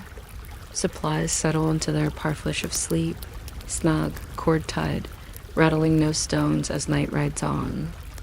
Summer afternoons on the plains carried a warmth so steady it seemed measured by someone with an hourglass full of sunlight instead of sand. In that reliable glow, the most delicate chore required no tools beyond observation, the tending of smoke. Flaps atop every lodge. These triangular wings of hide, tethered to poles and cords, controlled how cooking smoke, ember size, and midnight pipe whispers slipped from interior hush into sky. Tonight we climb those poles in thought, tracing chord angles, not memories, and wind mood swings until they coax us toward. Sleep as gently as they coax smoke toward invisible doorways. The knowledge keepers of flap tending were neither solely elders nor exclusively men. Rather, they were whoever had cultivated patient eyes capable of reading wind's subtle grammar. Blue Blanket happened to possess this literacy in abundance. At dawn, before camp fully yawned awake, she stepped outside her lodge, lifted one palm, and felt how breeze traced the grooves of her skin. Was it a flat brush or a narrow reed? From that touch she divined whether east flap should rise the width of 2 fingers, or west flap should dip in modest bow. She carried a forked stick carved from chokecherry lima wind pointer. The stick's lighter branch would align downstream of current, confirming her hunch. Only then did she fetch the smoke flap poles leaning against lodge wall like spears. Dreaming of quieter conquests, smoke flap poles were slimmer and longer than lodge ribs, paired from willow identified during the same spring foray that birthed new poles. Each measured roughly 1 ponytail longer than tall elk's arm span, ensuring reach beyond the apex even for shorter caretakers. The butt ends were shaved smooth and sometimes capped with bison horn tips, not for status but to prevent moisture. Uptake when poles rested on dew-soaked ground. Tall elk considered the horn caps small helmets guarding pole spirits, a notion he rarely voiced because some found such talk floaty. Still, he maintained the caps, polishing them with sandy clay, until they appeared to wear perpetual dawn. Blue Blanket attached poles to flat corners with rawhide thongs looped through holes punched months earlier. Each knot followed a pattern known to ancestors. 2 loops under, 1 over, tucked through tight enough that wind yank would not slip it, loose enough for quick release if a sudden storm arrived from an ambush angle. She tugged each knot while humming low, checking sound quality. A knot that squeaked meant sinew too dry, warranting dab of warm tallow. No squeak today's sinews drank summer moisture overnight and felt obligingly supple. Once poles were joined, she stepped back, angled. The first pole outward and lifted. The flap rose like a shy eyelid, unveiling smoke still nestled near roof from dawn tea. Smoke recognized invitation and slid upward, curling around pole tip before dispersing. Over years, Blue Blanket had learned that smoke responds better to gentle suggestion than to force. On windy days, she let it decide exit timing, merely providing a well-shaped doorway. With first flap set, she circled to Lodge's shadow side, considering light interplay on hide and how sun-warmed air might later rise inside, requiring alternate escape path. She nudged the second pole accordingly, establishing a cross vent. That would function through breakfast and beadwork chatter. Tall Elk, meanwhile, performed his version of atmospheric diplomacy at his lodge. His gestures were broader, his pulse heavier, yet his pace matched Blue Blanket's silence. He favored a slight over-angle on leaf flap, claiming it prevented ember sparks from spiraling back into lodge in gusty bursts.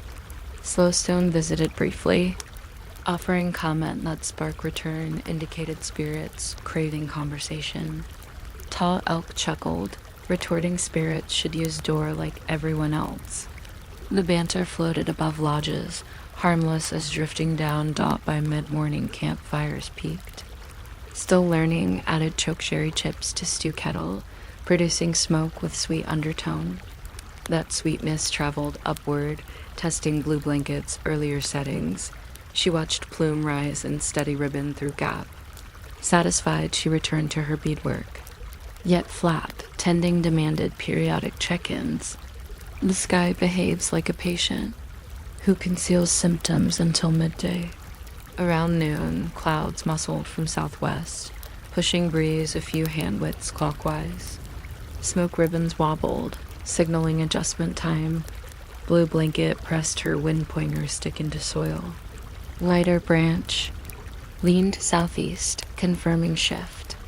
She loosened windward flap knot, allowed pole to drop an inch, constricting opening. Immediately smoke changed lanes, veering east then up, as though grateful for traffic signage.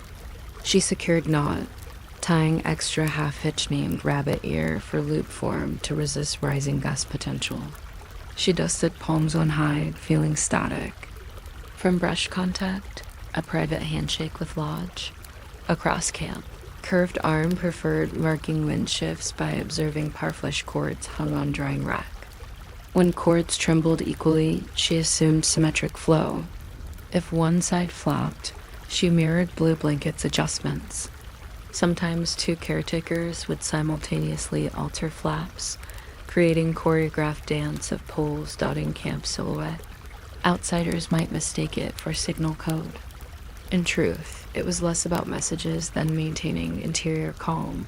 A choreography rehearsed since Tippis first met Prairie Breath.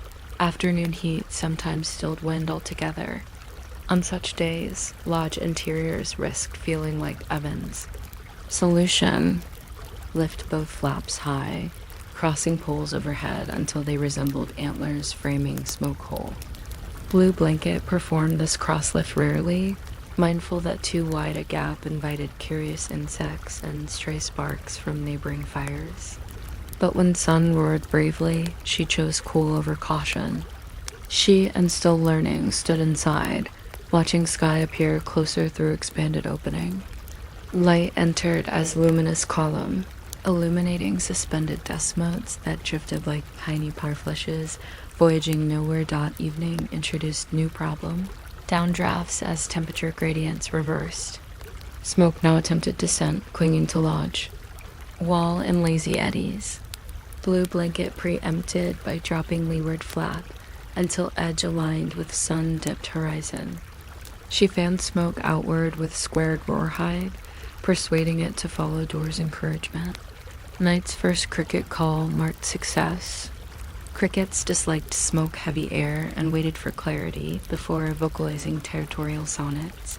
Dinner fires waned, embers pulsing like slow heartbeats. Smoke volume decreased, allowing flaps to close partially for warmth. Blue Blanket untied cords, rotated poles backward, letting hide settle until openings narrowed to arrow slits. The poles she laid beside Lodge, horns pointing east to gather. Dawn energy, an old habit from her grandmother, who swore such orientation sharpened cord fibers. Tall Elk mirrored procedure, though he pointed horns west, balancing the village's invisible axis, one final step. She inspected knots under starlight. Satisfied, she touched flap edge, whispering thanks. Some night's wind answered with slight rustle. Tonight it stayed silent, possibly dozing after a busy day. She entered lodge, leaving outside only silhouette of correctly folded ears. If you listen now, imagine hide wings shifting, cords creaking minutely as they absorb tremors of breeze. Picture the caretaker's measured steps, poles angled like slow sundials, knocks tucking stories behind loops. Feel smoke choosing paths through openings calibrated by patience, ascending in threads too slender for worry to hitchhike. Let your breathing follow that thread. Rise through gap, bend with changing gust, thin into nothing. Each exhale loosens a knot, each inhale lifts a flap.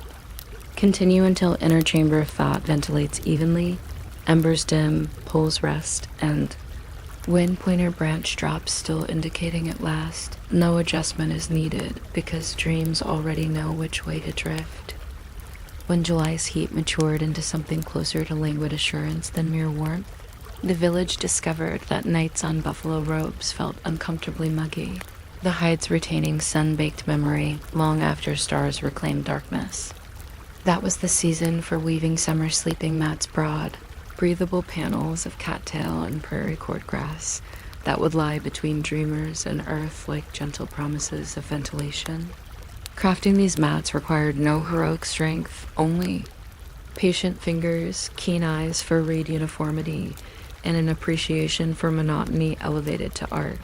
Tonight we settle among those bundles of green and gold, listening as leaves rustle against each other in rhythms calibrated to escort thoughts toward quieter altitudes. The first step began at dawn along a meandering oxbow pond, 2 arrow flights east of camp. Curved arm and still learning, armed with bone knives and jokes about mosquitoes' breakfast preferences, waded shin deep into cool water where cattails grew tallest. They inspected stalks for uniform width, neither too slender to snap in weaving, nor so broad they would refuse graceful bends. Curved arm favored one slightly thicker than a quill pen. She claimed they sang better when dried. Each selected stalk was cut near the waterline with a slow draw, releasing a faint pop as air pockets escaped, a tiny applause for liberation. Bundles were tied with spare sinew, 6 dozen stalks per wrap, then carried to shore where prairie cordgrass awaited harvest. Cordgrass blades sliced air with the subtle hiss of secrets. Hands handled them carefully to avoid paper-cut insults. Still learning compared blade lengths to distance from fingertips to elbow, trimming variants with decisive snips, and laying them atop cattails so bundles mirrored layered feather fans. Back at camp, Blue Blanket had prepared a long drying rack raised off ground using willow fork stakes. Bundles lay across the rack in alternating directions, allowing afternoon breezes to slip between stems. While drying, the stalks shifted from verdant green to sage-tinted straw, their surfaces acquiring faint stripes reminiscent of ripples on shallow sandbars. Every few hours, Blue Blanket flipped bundles using a paddle carved from cottonwood wide, enough to scoop but gentle enough not to bruise fibers. Each flip released pheromonal grassy sweetness that mingled with cornmeal dumpling aroma drifting from communal pot. Drying lasted 3 suns. During that period, tall elk sharpened weaving awls from elk tibia, polishing points with sandstone until they gleamed like timid stars. He wrapped all handles in rabbit fur strips to spare palms blisters. He also kept measuring cords, lengths of sinew knotted at reed-length intervals to guide trimming. Still learning, dyed 1 cord with chokecherry juice for easy identification. A splash of accidental artistry he pretended was planned dot when stems clicked against each other like xylophone keys. Drying concluded. Weaving commenced inside Blue Blanket's lodge, where hides were rolled halfway up to welcome daylight but still soften glare. Loom setup required 2 support poles staked parallel at ankle height, cord woven between like minimal harp strings. Curved arm anchored 1 cattail horizontally, slid it beneath cords, then folded next read over them, alternating under-over pattern that quickly established grid calm as plaid dawn. Still learning managed court grass weft, threading blades perpendicular to cattails with all assistance, coaxing space where cloth would rather stay closed. The rhythm soon entrenched. Cattail, court grass, cattail, pause, tighten, sip of mint water. Resume. Every 10th row, blue blanket inserted a reed dyed with a stripe of yellow clay, creating subtle waypoints through the weaving landscape. She claimed the stripes helped travelers remember where knees belonged when rolling out mats under. Starlight and orientation aid no instrument could surpass. Conversation floated above, weaving like pollen. Topics included how last winter's moccasin solace settled into their roles, speculation on whether the new smoke flap knot would hold through an approaching thunderstorm, and brief wonderings about a distant trader rumored to carry blue glass beads shaped like water droplets. Each topic stretched only as far as the next reed placement, then slipped into comfortable silence until someone gently restarted it, proving dialogue could mimic weaving. Under, over, under, rest. Late afternoon brought tightening ritual. Blue. Blanket incurred arm used bone combs carved with notches sized to read diameter to push weft downward, compacting rows until matte edges straighten like pupils called to attention. The comb teeth released faint ticks, counting progress the way distant woodpeckers count their domain. Still learning examined edges for stray ends, snipping protrusions with obsidian flake. He saved trimmings, believing sparrows like lining nests with reed confetti. Sparrows had never confirmed, but the idea spared camp from even modest waste docked by sunset. The first mat reached full length roughly twice, tall elk's height and wide enough for two sleepers uninterested in elbow negotiations. They laid it across. Lodge floor to cool, wading corners with river stones still warm from earlier sun. As it flattened, an almost inaudible rustle persisted, like a breeze practicing voice exercises. Tall elk knelt, pressing ear to surface, and nodded approval. The rustle meant reeds retained interior hollows, promising airflow beneath slumber. Night's first star had company by the time 3 mats were finished, each rolled into cylinder and tied with spare cord grass, awaiting deployment. Before storage, Willow Woman prepared seasoning smoke, sage, dried sweetgrass, and pinch of pine needles smoldered in shallow clay bowl. Mats held over wisps absorbed fragrance that would release slowly under sleepers, ensuring dreams smelled of clean memory rather than damp soil. Distribution occurred next evening after community supper of chokecherry, stew and roasted prairie, turnips. Families unrolled mats inside lodges, smoothing wrinkles with gentle palm sweeps. Children tested bounce, discovering the woven springiness felt like walking on polite drums. Dogs circled mats twice before settling, evidently approving ventilation. Blue Blanket's lodge grew suddenly quieter. The new underlay dampened foot shuffle noise, turning even brisk movement into hush dot that night. Thunderheads hovered on horizon, but kept rumble commentary distant. Inside lodges, sleepers adjusted to novel sensation of airflow cushioning backs and calves.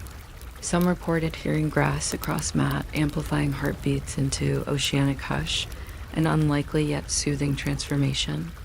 Still learning lay awake, tracing yellow guide stripe with fingertip, counting cattail segments to lull thoughts. 1 under over. 2 under over until numbers merged with imagined reed sways. Outside, wind reorganized itself through smoke.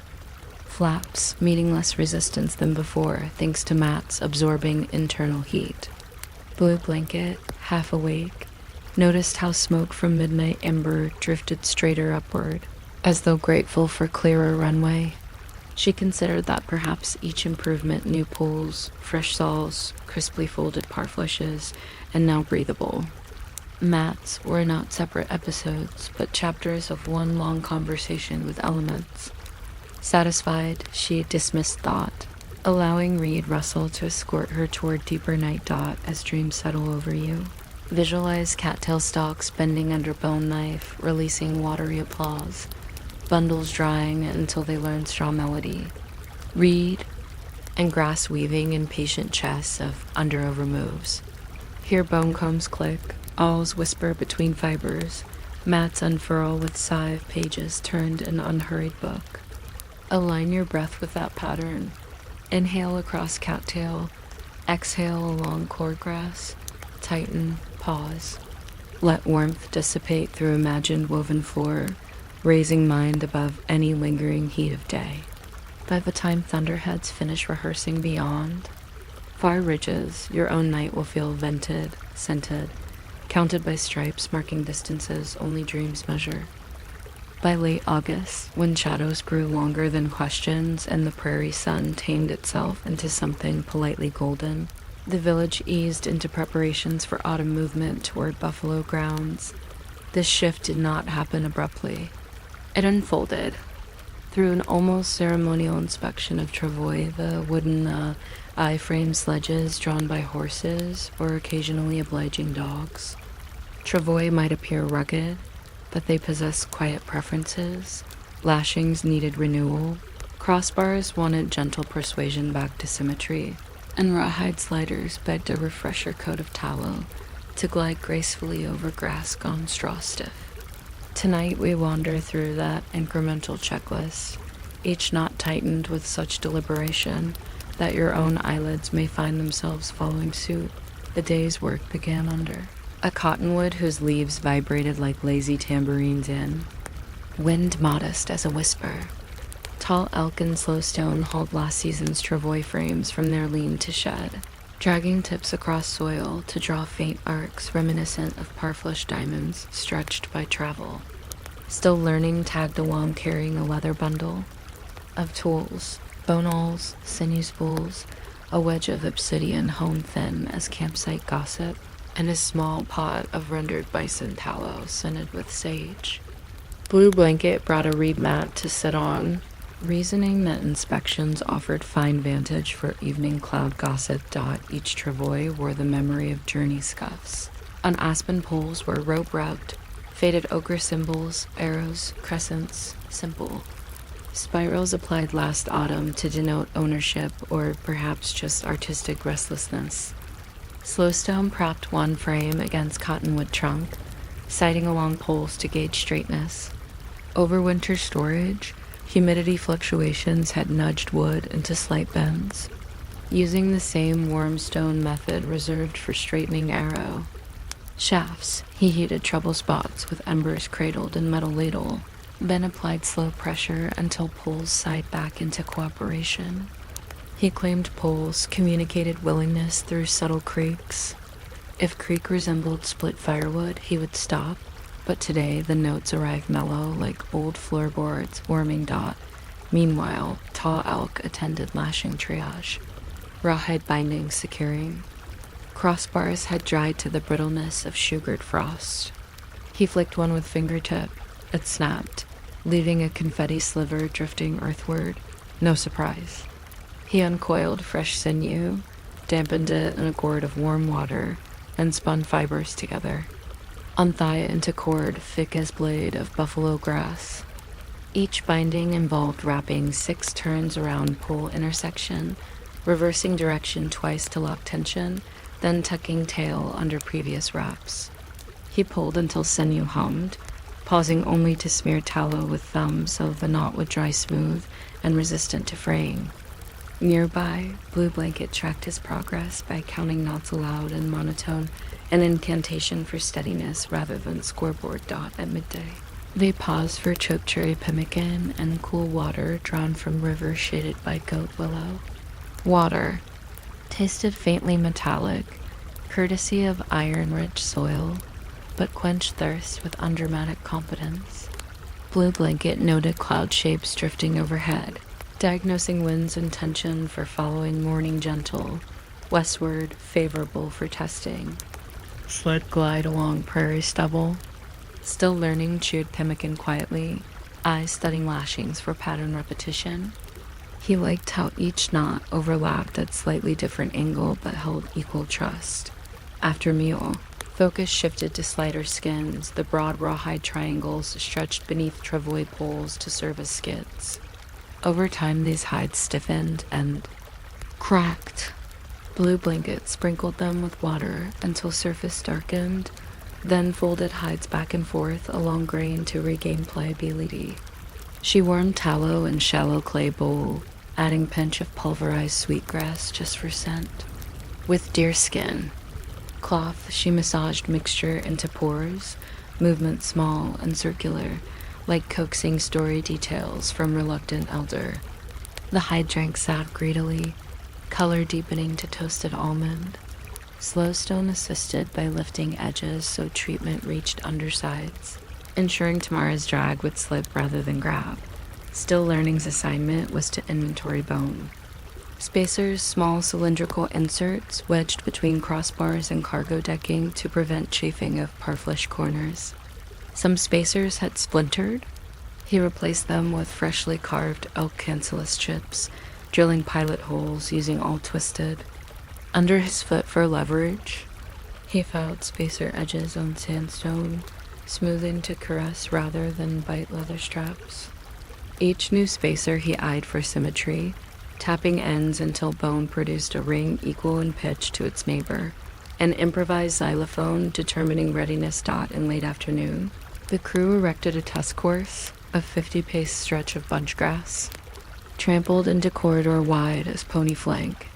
Slowstone harnessed his mare, Evening Shadow, known for patient stride.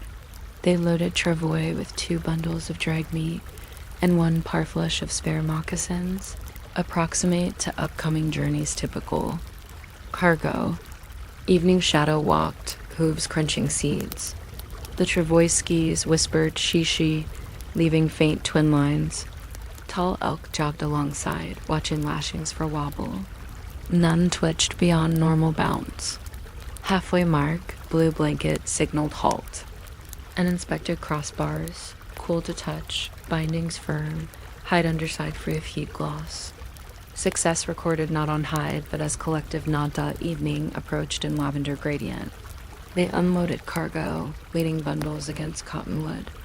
Tall elk stored travois upright against shed to discourage rodents from gnawing tallow-rich hide. Sunlight slanted through pole shadows, writing abstract runes on ground. Still Learning traced 1 rune with toe, wondering if wind might read it and respond. Blue Blanket rinsed cloth in river, bringing sweetgrass aroma into current were small. Fish darted through perfumed eddies. Supper inside Blue Blanket's lodge tasted of rabbit stew, accented with wild onion. Conversation discussed nothing urgent, merely remembrance of other travois trips, such as the time one ski snapped mid-journey and had to be splinted with scavenged cottonwood, or year the dog team attempted to outrun a tumbleweed and lost. Laughter seeped between spoons and steam, soon yielding to comfortable quiet. Tall elk inspected 1 last knot by lamplight, smoothing frayed strand with tallow-dabbed thumb until fiber lay compliant. Night deepened, crickets tuned, coyotes delivered distant editorial on sliver moon. Inside shed, travois frames stood sentinel, their fresh lashings tightening subtly as sinew dried, producing occasional faint ping too soft to wake sleepers, likely aqueous ghosts of earlier rumination. Blue Blanket lay on cattail mat, feeling airflow beneath back and picturing next month's slow caravan lodges collapsed, camp goods strapped, horses stepping into sunrise lines, travois rails dividing dewy grass like hen combs. The thought did not excite or worry. It presented itself as inevitable page turn and repeating book. If your breath accompanies this story now, imagine those lashings, damp and pliable, twisting under palm heat, setting into firm reliance.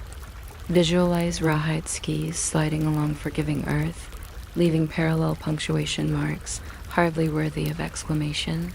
Hear tallow soft hide creak only enough to remind poles they're alive in service. Let each knot you picture coincide. With beating heart, wrap forward, wrap back, tuck, tighten. Feel sleep harness your thoughts. pulling them gently like evening mare, guiding travelway into horizon where noise thins and journey becomes glide rather than trek.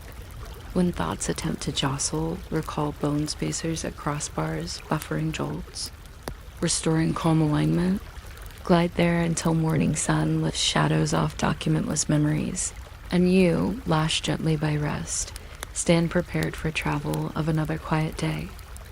Even after the last booster plume faded into documentary footage and lunar dust settled into storage files, one silent room continued to count each gram of that dust as if it were snowfall collecting on a single windowsill. This was the mess. Determination enclosure inside Houston's lunar sample receiving laboratory, a steel-walled chamber where the air was filtered so carefully it might have qualified for an honorary PhD in restraint. Here, stainless steel balance pans the size of teacup saucers waited to cradle fragments of basalt no larger than breakfast crumbs, and lab coats rustled with the same humility one usually saves for libraries or small chapels. Tonight, we slip our thoughts into those coats, stand beside the analytical balance, and allow the droning hum of laminar flow fans to coax us toward a gravity ever lighter than sleep. The enclosure measured roughly 8 feet by 10, though the ceiling dropped lower near the back to accommodate the HEPA intake plenum. Walls gleamed with brushed finish, reflecting overhead fluorescent strips whose cheese-shaped diffusers transformed bright white into something like pale milk. Underfoot, vinyl tiles modeled in gray and off-gray formed a pattern so subdued that even a misplaced eyelash felt audacious. At center stood the quintessence, a Mettler H315. Microbalance mounted upon a granite slab floated on neoprene dampers. The slab weighed more than 900 pounds, yet its purpose was to sit immobile, absorbing vibrations from footsteps, distant elevators, or imaginative tremors. Shift log began at 1858, when senior curator Dr. Lillian Morrow tapped the touch plate to wake the balance's display. It flashed 0.0000 grams, its idea of good morning. Lillian noted ambient temperature, 22.00 plus or minus 0.02 degrees Celsius, and relative humidity, 35.1%, both piped from digital sensors that updated in half-second increments far calmer than human pulse. She verified that the chair's casters were locked. Rolling chairs, she believed, were rebels against tranquility. Junior technician Hassan Reed donned nitrile gloves powdered with carbon black to spot accidental tears. He laid a lint-free mat on side bench where sample receptacles would queue, like shy guests waiting for coat check. Tonight's measured piece, sample 1,005,764A. 6.3 gram fragment chipped from a larger lunar breccia returned by Neil Armstrong's tongs. The fragment resided inside a stainless steel beaker sealed with indium gasket since 1969. Hassan loosened the clamps, lifted lid carefully, and handed beaker to Lillian, who transferred it into the antechamber glove box. She slipped arms through. Butyl rubber gloves, press green button. Antechamber evacuated to 0.1 millibar, then flooded with dry nitrogen to flush terrestrial curiosity. Cycle repeated thrice until residual oxygen parted reluctantly. Within glove box, sample beaker slid onto titanium tray. Lillian unscrewed cap, releasing faint metallic scent reminiscent of cool coins. Fragment lay nestled in Teflon insert, gray. Surface speckled with tiny vesicles whose volume could be debated over coffee, but not here. Using tweezers with Teflon jaws, she lifted fragment onto pre-cleaned quartz watch glass. The watch glass had been baked at 400 degrees Celsius and cooled inside vacuum just long enough to forget prior attachments. She weighed glass first-tier step. Microbalance door opened with soft magnetic hiss. Glass placed on pan, door resealed. Display settled at 1.3824 grams. She tapped print. Tiny thermal printer murmured, extruding slip reading 1.3824. Hassan stapled slip into ledger. Those staples were plastic to avoid rogue iron filings. Watch glass removed, sample fragment transferred onto glass. One stray grain attempted escape, but adhered to tweezers by electrostatic charm. Lillian coaxed it back with anti-static puff from ionizing nozzle. She returned glass onto pan, closed door. Members danced across display like cautious ballet, descending, ascending, finally resting 7.7012 grams. Weight fragment predicted near 6.3. Lillian blinked, realized misstep, still included glass mass. She subtracted mentally, obtaining 6.3188 grams within. Archival expectation considering earlier micro losses during saw cut. She pressed print again. Slip emerged. Hassan stapled. Lillian reversed procedure. Fragment back to Teflon insert. Beaker sealed with torque wrench calibrated in centinewton meters. She annotated ledger, writing no visible particulate loss. Weigh difference plus 0.0188 grams from Cal. 1,971. Plausible hydration offset minimal. Her handwriting rendered each digit as if auditioning for monospace font. Next sample. 1,004,712 comprised, fine regolith sealed in welded stainless can. Hassan positioned can under glove port tumble mixer to gently loosen compaction. After 2 minutes, Lillian opened can inside glove box. Scooped approximately 2 grams using anodized aluminum spatula etched with millimeter gradations. She leveled. Spatula stroke against container lip like baker smoothing flour. Regolith poured onto separate quartz dish, forming miniature dune whose grains glinted under LED panel. She paused, admiring topography, then reminded herself dust held no vanity. Regolith demanded anti-static ring device generating soft corona. Else grains leapt unpredictably between dish and pan. She positioned ring, pressed button. Faint violet glow announced ionization, smell reminiscent of summer air before storm. Dish on pan, door closed. Reading stabilized 2.0176G. She printed, noting static correction factor plus 0.0003 grams. Hassan joked weight equivalent to 9 paper clips on moon. Lillian returned smile approximately equal energy to microjoule. Break at 21:20. Featured decaf coffee served in mugs with lids because open liquid frowned upon by dust. They sat at side bench, discussing subtle shift from analog dial to digital. Display back in 68 and how older curators mistrusted digits without needle. Conversation meandered to upcoming maintenance. Replacement of HEP, a pre-filter stage. 2. Lillian predicted pre-filter would weigh 11 grams heavier with captured earth dust. Hassan guessed 12. Stakes. Loser logged logbook for month. Gentle rivalry. Improved data legibility. They claimed dot back in enclosure. They conducted blank way to assure drift absent. Pan bare. Display reads 0.0001G, then 0.000 adrift negligible. Hassan calibrated with 5 grams Class E2 standard mass, gloved fingers gripping tweezers at engraved posts. Reading 5.0001G well, within plus or minus 0.0003 tolerance. He printed proof, slid into ledger.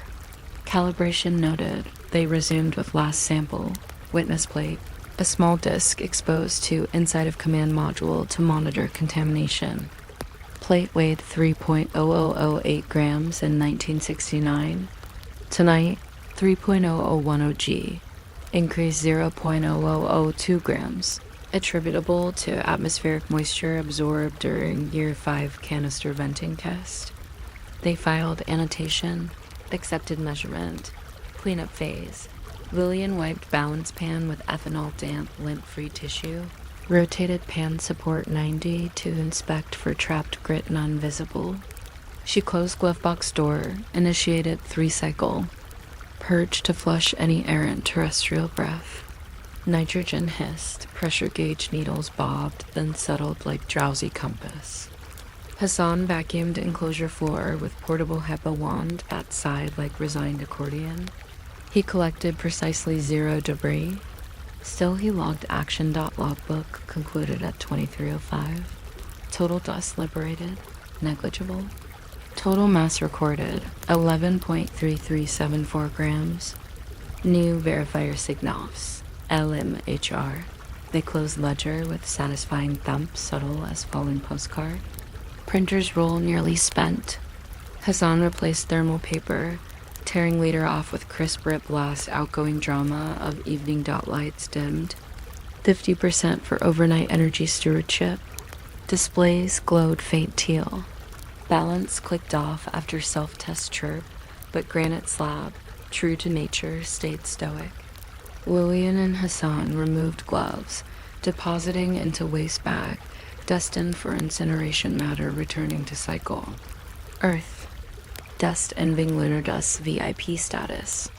They exited, door seal engaging with soft vacuum kiss. Corridor outside smelled faintly of floor wax again, as though it wandered building, delivering understated congrats. Hassan glanced back through observation. Window. Inside, green standby LED watched quartz dishes like tiny lighthouse for a mobile harbor. He exhaled. Even his breath seemed heavier than sample dust. If your own thoughts still spin faster than microbounce pan, visualize that granite slab absorbing footstep echo, pan resting, nitrogen sweeping. Picture tiny gray fragment cradled in quartz, numbers. Stabilizing, printer whispering approval. Feel laminar flow fans stroke surfaces until stray worries fall like static defeated dust. Accept measurement, log variance trivial, drawer closing. Leave chamber lights dimmed, leady sentinel study. In similar quiet, let your breathing reach 0.0000 grams drift balanced. Record it, archived. Then allow consciousness to slide into nitrogen calm, where lunar night and earth night meet without fuss.